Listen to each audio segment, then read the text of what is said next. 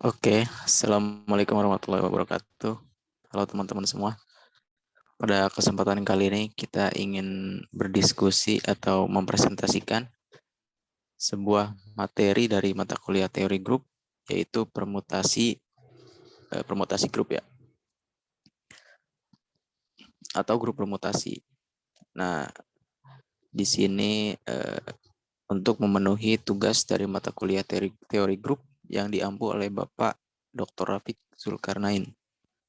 Sebelum itu saya ingin memperkenalkan dulu anggota kelompok dari kelompok 1. Yang pertama ada Ajeng Aprilia Nur Hikmah, kemudian ada Dewi Anggraini, ada Rifanda Nur Anissa, dan ada saya Wisnu Maulana Putra. Baik, langsung aja kita langsung ke materi yang pertama. Definisi dan notasi dari grup permutasi yang akan disampaikan oleh saya sendiri. Di sini kita tahu ya bahwa definisi dari permutasi A dan permutasi grup A. Bahwa permutasi dari suatu himpunan A adalah suatu fungsi dari A ke A yang satu-satu dan pada, atau dengan kata lain merupakan fungsi bijektif. Sedangkan grup permutasi dari suatu himpunan A adalah suatu himpunan permutasi dari A yang membentuk grup terhadap komposisi fungsi. Nah, untuk lebih lanjutnya kita langsung aja ke bagian ilustrasinya. Nah, di sini ada bagian ilustrasi di mana perhatikan suatu himpunan tak kosong A dengan A itu adalah himpunan berhingga, di mana himpunan A ini dinyatakan dengan A yang anggota elemennya terdiri dari 1, 2, dan 3. Permutasi dari himpunan A tersebut adalah suatu fungsi dari A ke A yang satu-satu dan pada atau bijektif. Untuk semua X elemen dan juga Fx-nya itu ada di A atau anggota A. Permutasi yang mungkin terjadi adalah, jadi ada 6 permutasi di sini, di mana 1 dipetakan dengan 1, 2 dipetakan dengan 2, kemudian 3 dipetakan dengan 3. Kemudian permutasi yang kedua, 1 dipetakan dengan 1, 2 dipetakan dengan 3, kemudian 3 dipetakan dengan 2. Permutasi yang ketiga ada 1 dipetakan dengan 2, 2 dipetakan dengan 1, 3 dipetakan dengan 3. Kemudian permutasi yang keempat ada 1 dipetakan dengan 2, 2 dipetakan dengan 3, dan 3 dipetakan dengan 1. Kemudian permutasi yang kelima ada 1 dipetakan dengan 3, 2 dipetakan dengan 1, dan 3 dipetakan dengan 2. Dan permutasi yang keenam ada 1 dipetakan dengan 3, 2 dipetakan dengan 2, dan 3 dipetakan dengan 1. Baik, boleh di next slide. Nah, berdasarkan pemetaan tadi atau hasil pemetaan dari himpunan A ke A, misalkan permutasi yang pertama itu yang tadi kita tulis dengan alpha 1. Untuk menyatakan hubungan antara himpunan A dan hasil permutasinya adalah dengan menyusunnya dalam bentuk matriks, yaitu alpha 1 kan tadi 1 itu dipetakan dengan 1, maka bisa ditulis barisnya baris 1 itu 1, 2, 3 dan baris 2 1, 2, 3. Maka dengan cara yang sama, permutasi kedua sampai ke 6 juga dapat dinyatakan dalam bentuk matriks di bawah ini. Alpha 2-nya 1, 2, 3, 1, 3, 2. Alpha 3-nya, alpha 3 ya, 1, 2, 3, 2, 1, 3. Alpha 4-nya 1, 2, 3, 2, 3, 1. Alpha 4-nya, alpha 5-nya 1, 2, 3, 3, 1, 2. Dan alpha 6-nya 1, 2, 3, 3, 2, 1. Nah, si notasi alpha ini kita sebut sebagai permutasi. Sedangkan suatu permutasi alpha 1, alpha 2 sampai alpha 6 membentuk suatu himpunan. Nah, himpunan ini kita sebut dengan himpunan permutasi. Nah, dari himpunan-himpunan permutasi ini jika kita gabungkan dengan operasi komposisi, maka itu akan membentuk suatu grup. Nah, grup itu disebut sebagai grup permutasi. Baik, mungkin untuk yang materi pertama itu aja ya. Boleh di next slide. Nah, untuk grup simetri SN-nya boleh dilanjut aja langsung ya. Baik. Pembahasan selanjutnya yaitu mengenai grup simetri. Nah, grup simetri simetri ini adalah suatu grup yang dibentuk dari suatu himpunan yang hanya merupakan yang isinya merupakan permutasi-permutasi dengan operasi perkalian. Nah, di sini ada grup simetri Sn. Kita misalkan A dengan elemen 1, 2, 3 hingga N. Himpunan semua permutasi dari A disebut grup simetri derajat N dan dinyatakan dengan Sn atau dinotasikan dengan Sn. Elemen Sn memiliki bentuk alfa sama dengan seperti bentuk matriks, akan tetapi pada baris pertama ini merupakan domain atau daerah asal. Sedangkan baris kedua ini merupakan hasil pemetaannya. Jadi karena ingat lagi karena definisi permutasi itu pemetaan satu-satu dari suatu himpunan ke dirinya sendiri. Jadi kalau misalkan si domainnya itu 1, 2 hingga N, maka hasil pemetaannya atau di baris keduanya itu salah satu angka dari 1, 2 hingga N juga. Nah, dengan catatan di sini Sn memiliki N faktorial elemen. Mungkin langsung ke contoh. Nah, di sini ada contoh grup simetri S3. Misalkan S3 menyatakan himpunan dari semua fungsi satu-satu dari 1, 2, 3 ke dirinya sendiri. S3 ini membentuk grup dengan 6 elemen terhadap operasi komposisi. Nah, keenam elemen S3 ini adalah epsilon, alfa, alfa kuadrat, beta, alfa beta, dan alfa kuadrat beta. Nah, di sini dikatakan bahwa S3 ini membentuk grup dengan 6 elemen. Kenapa 6 elemen? Tadi kan dikatakan sebelumnya, kalau misalkan Sn itu memiliki N faktorial elemen.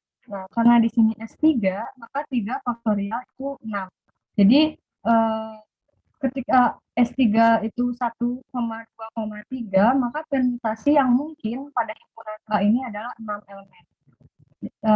Yang pertama itu epsilon, 1 dipetakan ke 1, 2 dipetakan ke 2, 3 dipetakan ke 3, lalu ada alfa, 1 dipetakan ke 2, 2 dipetakan ke 3, 3 dipetakan ke 1, terus ada alfa kuadrat, 1 dipetakan ke 3, 2 dipetakan ke 1, 3 dipetakan ke 2, lalu ada beta, 1 dipetakan ke 1, 2 dipetakan ke 3, 3 dipetakan ke 2. Nah, ini ada juga alfa beta. Kenapa hasilnya 1 dipetakan ke 2, 2 dipetakan ke 1, 3 dipetakan ke 3. Kita lihat di sini alfa, yang alfa yang ini, terus yang beta yang ini. Nah, untuk pengoperasiannya itu dari belakang. Jadi kalau misalkan alfa komposisi beta, maka yang dilihatnya itu betanya dulu. Kayak misalkan 1 dipetakan ke 1, kan berarti berakhir di 1 nih. Berarti lihat di alfa. Alfa 1 berakhir, 1 dipetakan ke 2. Jadi hasilnya 1 dipetakan ke 2. Nah, untuk baris pertama tetap 1, 2, 3. Akan tetapi untuk baris kedua itu hasil dari pengoperasian komposisi yang tadi. Yang kayak misalkan sekarang 2 dipetakan ke 3. Nah, kan berakhir di 3. Kita lihat di alfa, 3 dipetakan ke berapa? Nah, ke 1. Berarti di sini kita tulis 1 kayak gitu. Sama halnya dengan alfa kuadrat beta. Nah, di sini dinyatakan kalau misalkan S3 ini membentuk grup dengan 6 elemen. Karena ketika kita sajikan dengan tabel Kelly, hasil operasi perkalian antar anggota dalam himpunan ini, kayak anggota epsilon, anggota alfa, dioperasikan dengan perkalian kita sajikan di tabel Kelly, itu akan terlihat bahwasanya memiliki sifat ketertutupan. Lalu yang kedua bersifat asosiatif, karena kan sifat komposisi fungsi itu kan asosiatif. Nah, jadi setelah memiliki bersifat asosiatif, terus memiliki elemen identitas. Nah, untuk elemen identitasnya sendiri itu epsilon. Ketika dipetakan ke dirinya sendiri. Jadi epsilon ini sebagai elemen identitasnya dan memiliki inverse. Makanya di sini disebutkan bahwa S3 ini membentuk grup dengan 6 elemen. Akan tetapi perhatikan bahwa di sini beta alfa itu 1 dipetakan ke 3, 2 dipetakan ke 2, 3 dipetakan ke 1 itu sama dengan ketika A kuadrat beta, akan tetapi tidak sama dengan alfa beta, jadi tidak bersifat komutatif. Jadi hasil dari pengoperasian beta alfa dengan alfa beta itu tidak sama. Makanya di sini S3 bukan abelian, bukan grup abelian. Nah, mungkin di sini relasi beta alfa sama dengan alfa kuadrat beta dapat digunakan untuk menghitung produk lain dalam S3 tanpa menggunakan susunan. Misalnya beta alfa kuadrat itu sama dengan beta alfa dioperasikan dengan alfa. Lalu akan sama dengan ketika alfa kuadrat beta dioperasikan dengan alfa, akan sama dengan alfa kuadrat dioperasikan dengan beta alfa sama dengan A kuadrat dioperasikan dengan A kuadrat beta sama dengan A pangkat 4 beta akan sama dengan alfa beta. Nah, mungkin sampai situ pembahasan mengenai grup simetri. Mungkin akan dilanjutkan ke pembahasan selanjutnya. Oke, terima kasih. Mungkin di sini untuk pembahasan selanjutnya ada grup simetri persegi, yaitu D4 dikenal dengan dihedral. Nah, setiap anggota dari D4 dihubungkan dengan permutasi dari keempat lokasi tersebut sudut persegi. Nah, bila keempat sudut persegi tersebut diberi label, maka seperti pada gambar. Jadi setiap sudutnya itu diberi label atau angka atau nama. Jadi ada 1, 2, 3, 4. Nah, mungkin bisa di next. Untuk lebih jelasnya ada di slide selanjutnya. Nah, di sini ada rota R0. Nah, untuk D4 sendiri itu dengan anggota Rn0, R90, R180, R270, H atau horizontal, vertikal, diagonal, dan diagonal aksen. Nah, untuk R0-nya itu 1 dipetakan ke 1, 2 dipetakan ke 2, 3 dipetakan ke 3, dan 4 dipetakan ke 4. Nah, untuk R90 itu 1 dipetakan ke 4, 2 dipetakan ke 1, 3 dipetakan ke 2, 4 dipetakan ke 3. Nah, untuk R180, 1 dipetakan ke 3, 2 dipetakan ke 4, 3 dipetakan ke 1, 4 dipetakan ke 2. Nah, untuk R270 itu 1 dipetakan ke 2, 2 dipetakan ke 3, 3 dipetakan ke 4, 4 dipetakan ke 1. Nah, untuk horizontalnya 1 dipetakan ke 2, 2 dipetakan 1, 3 dipetakan 4, 4 dipetakan 3. Untuk vertikalnya 1 dipetakan ke 4, 2 dipetakan ke 3, 3 dipetakan ke 2, 4 dipetakan ke 1. Nah, untuk diagonalnya itu ada 1 dipetakan ke 1, 2 dipetakan ke 4, 3 dipetakan ke 3, 4 dipetakan ke 1, dan untuk D aksennya itu atau diagonal keduanya itu ada 1 dipetakan ke 3, 2 dipetakan 2, 3 dipetakan 1, dan 4 dipetakan 4. Nah, hasil dari sini kita dapat, mohon maaf, ke slide selanjutnya. Nah, untuk yang pertama itu ada R0-nya itu 1 dipetakan ke 1, 2 dipetakan ke 2, 3 ke 3, 4 ke 4. Nah, kenapa? Sebelumnya, mohon maaf, yang persegi tadi. Nah, kenapa? Karena R0 itu atau 0 derajat, jadi 1 tetap di 1, 2 tetap di 2, 3 tetap dipetakan ke 3, 4 tetap dipetakan ke 4. Nah, untuk yang R90-nya itu 1 dipetakan ke 4 jadi kayak mundur gitu, 1 ke 4, 2 ke 1, 3 ke 2, 4 ke 3. Nah, untuk yang R180 itu jadi 1 ke 3, kayak membentuk diagonal, jadi kayak membuat sudut 180, 1 ke 3, 2 ke 4, 3 ke 1, 4 ke 2. Nah, seperti itu. Nah, untuk R270-nya itu ada 1 ke 2, 2 ke 3, jadi ada 1 dipetakan ke 2, 2 ke 3, 3 ke 4, 4 ke 1. Nah, untuk horizontalnya itu 1 ke 2, jadi kayak atas bawah, bawah atas, bawah atas, atas bawah, atas bawah, bawah atas. Jadi untuk horizontalnya itu ada 1 2 2 1 3 4 4 3. Nah, untuk vertikalnya sendiri kita di sini ada satu di petakan keempat, jadi kayak ke bawah gitu, kita membentuk vertikal, jadi 1 4 2 3 3 1 4 4 1. Nah, untuk diagonalnya sendiri, kan di sini ada diagonal, diagonal biasa, ada diagonal aja dan diagonal aksennya. Untuk diagonal satunya itu, jadi kita buat satu diagonal dengan membentuk lurus dari 2 ke 4. Nah, jadi satunya itu tetap di 1, jadi kita membentuk satu diagonal 2 ke 4. Nah, 3-nya tetap dan 4 ke 2. Nah, untuk diagonal aksennya itu sama, cuman dibalik. Jadi yang satu awalnya nyerong ke kanan, yang aksennya itu nyerong ke kiri. Nah, jadi satu dipetakan ketiga, 2 tetap, 3 dipetakan ke 1 dan 4 tetap.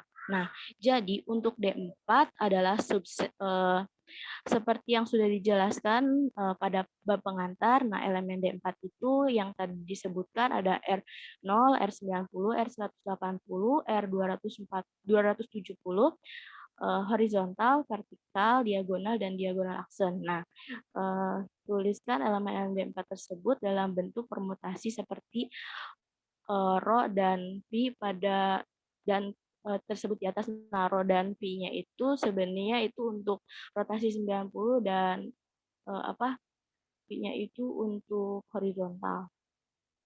Nah, mungkin bisa di next. Itu saja untuk submateri persegi. Selanjutnya ada notasi siklus. Selain notasi matriks atau yang disebutkan dari bentuk matriks alfa ini, itu disebut adalah notasi matriks. Nah, yang sudah dijelaskan sebelumnya, permutasi dapat dinyatakan dalam notasi putaran atau siklis notation. Nah, jadi dari awalnya bentuk seperti ini bisa kita buat menjadi notasi siklis pada bulat-bulatnya itu. Nah, penulisan dengan matriks ya bisa dibilang kurang efektif, sehingga perlu dilakukan dengan notasi baru, yaitu notasi siklis. Nah, di sini bisa perhatikan untuk alfanya sendiri. Nah, yang kita perhatikan dulu notasi matriks itu kan ada 1 dipetakan ke 2, 2 dipetakan ke 1. Nah, itu kita tulis untuk satu siklus. Jadi ada 1 2 2 1. Nah, bisa ditulis juga untuk notasi siklusnya itu ada bulatan pertama itu ada 1 2. Nah, seperti yang untuk alfanya sendiri, jadi di sini ada 3 siklus ya. Untuk siklus pertama itu ada 1 2 2 1. Nah, jadi eh,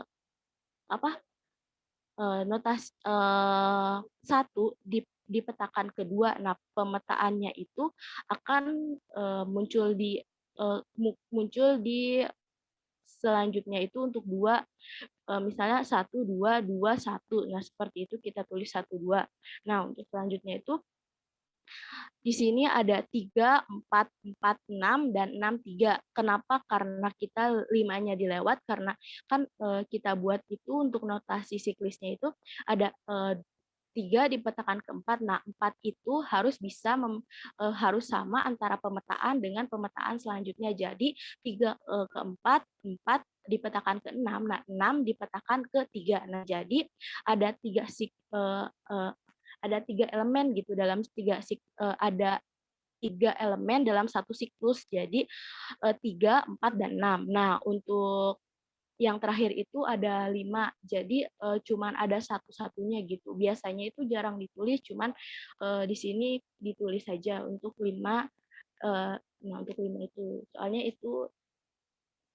Nah, bisa ditulis juga nih skema tersebut kemudian diganti dengan notasi putaran sebagai berikut, yaitu alfa. Nah, alfa 1, 2 itu dapat dari mana? Dapat dari notasi siklus yang sebelumnya. Nah, di sini kan ada 3 notasi siklus.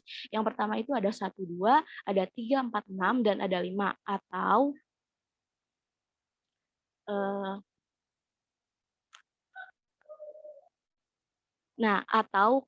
yang tadi saya sebutkan itu yang biasanya cuma ada satu notasi siklus itu satu elemen notasi siklus itu tidak disebutkan, tidak dimasukkan gitu. Jadi cuma ada untuk alfanya sendiri itu ada 1, 2, itu untuk satu siklus ya. Jadi di sini ada 2 siklus, satu siklusnya itu 1, 2, dan yang keduanya itu ada 3, 4, 6. Nah, perhatikan bahwa menurut kesepakatan putaran yang hanya mempunyai satu masukan yaitu 5 dapat dihilangkan. Nah, jadi cuman ada satu satuan yang tadi saya sebutkan itu dihilangkan. Nah, bila dalam penulisan notasi putaran pada elemen yang dihilangkan atau tidak dituliskan, berarti elemen yang hilang tersebut dipetakan ke dirinya sendiri. Nah, bisa disebut juga untuk tambahannya ada siklus A1, A2 sampai AM adalah siklus dengan panjang M atau M siklus itu sendiri. Oke, mungkin segitu saja untuk notasi siklus. Selanjutnya saya beri kepada. Ya, baik. Selanjutnya di sini ada materi mengenai komposisi pada notasi siklis. Misalkan permutasi dalam bentuk matriks untuk alfa dan beta berturut-turut adalah, dan di sini ada permutasi alfa dengan 1 dipetakan ke 2, 2 dipetakan ke 1, 3 dipetakan ke 3, 4 dipetakan ke 5, dan 5 dipetakan ke 4. Kemudian untuk yang permutasi betanya, situ ada 1 dipetakan ke 5, kemudian 2 dipetakan ke 4, 3 dipetakan ke 1, 4 dipetakan ke 2, dan 5 dipetakan ke 3. Nah, dari bentuk matriks ini dapat kita tulis dalam bentuk notasi siklis, yaitu di sini ada alfa sama dengan dalam kurung 1, 2, kemudian dalam kurung 3, dan dalam kurung 4, 5. Untuk yang betanya, itu bisa kita tuliskan dalam kurung 1, 5, 3, dan dalam kurung 2, 4. Kemudian untuk komposisi alfa dan betanya, bisa kita tuliskan dalam kurung 1, 2, 3, dan 4, 5. Kemudian karena ini komposisi, jadi kita kalikan. Untuk yang si betanya ini adalah 1, 5, 3, dan 2, 4. Gitu. Nah, untuk bentuk si komposisi alfa beta ini belum merupakan bentuk siklis disjoin gitu. Jadi kita perlu memperbaiki si notasi siklis dari alfa beta tersebut gitu. Jadi tuh kalau misalnya kita mau ubah ke notasi siklis untuk alfa komposisi beta, itu tuh tidak boleh ada elemen yang lebih dari 1 atau double. Nah, di sini kan bisa kita perhatikan ya, untuk yang elemen 1 itu ada 2, kemudian elemen 2-nya itu ada 2, dan seterusnya gitu, ada double. Nah, untuk menuliskan notasi siklis alfa komposisi beta itu tidak boleh ada lebih dari 1 elemen. Sehingga kita operasikan terlebih dahulu, sebenarnya caranya sama seperti dalam bentuk matriks ya, kita operasikannya dari belakang terlebih dahulu gitu. Nah, bisa diperhatikan di sini, jadi kita bisa operasikan dari beta terlebih dahulu. Jadi itu kan siklusnya dari 1 ke 5 ya.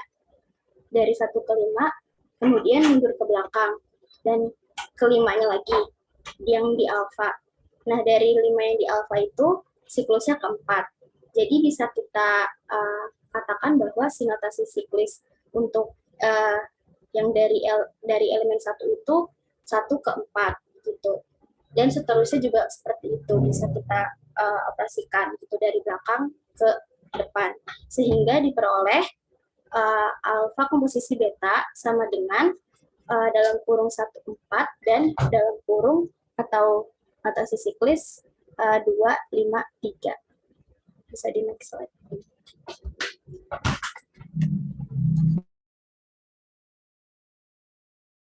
Nah, berikutnya di sini ada elemen identitas pada permutasi. Dalam penulisan notasi siklis, jadi itu matematikawan sepakat untuk menuliskan elemen yang dipetakan ke dirinya sendiri itu tidak dituliskan. Nah, sebagai contoh nih di sini ada permutasi alfa ya. Nah, permutasi alfa di sini tuh memetakan 1 ke 3, kemudian 2 ke 2, 3 ke 4, kemudian 4 ke 1, dan 5 ke 5. Nah, bisa kita lihat di sini bahwa ada elemen yang dipetakan ke dirinya sendiri, yaitu 2 dan 5. Gitu. Nah, untuk notasi siklisnya bisa kita tulis menjadi alfa sama dengan siklis 1, 3, 4. Jadi kita tidak perlu menuliskan elemen siklis dari si 2 dan 5-nya gitu. Nah, kemudian juga untuk permutasi identitas, kita tidak boleh menghilangkan semua elemennya. Nah, kalau tadi kan yang dipetakan ke dirinya sendiri itu cuma ada beberapa aja yang nggak semuanya. Sedangkan kan kalau untuk permutasi identitas itu semuanya, semua elemennya itu dipetakan ke dirinya sendiri. Nah, jadi kita dalam menuliskan notasi siklis itu tidak boleh menghilangkan semua elemennya, tetapi hanya menuliskan salah satu elemen saja. Nah, bisa dilihat di sini ada permutasi identitas, biasanya itu dilambangkan dengan epsilon ya, di mana si 1 dipetakan ke 1, kemudian 2 dipetakan ke 2, 3 dipetakan ke 3, 4 dipetakan ke 4, dan 5 dipetakan ke 5. Nah, untuk notasi siklisnya, itu dapat kita tulis menjadi epsilon sama dengan 1, atau bisa juga epsilon sama dengan 5, atau bisa juga pakai elemen yang lainnya gitu, asal tidak menghilangkan semua elemennya. Seperti itu. Bisa di next slide. Baik, mungkin itu saja. Saya kembalikan ke moderator. Ya, baik. Terima kasih untuk teman-teman yang sudah menjelaskan materinya. Barangkali demikian ya kegiatan presentasi kelompok 1 mengenai materi permutasi grup. Semoga bermanfaat bagi kalian yang menonton. Mohon maaf apabila terdapat kesalahan. Sekian dari kelompok kami. Wassalamualaikum warahmatullahi wabarakatuh. Terima kasih.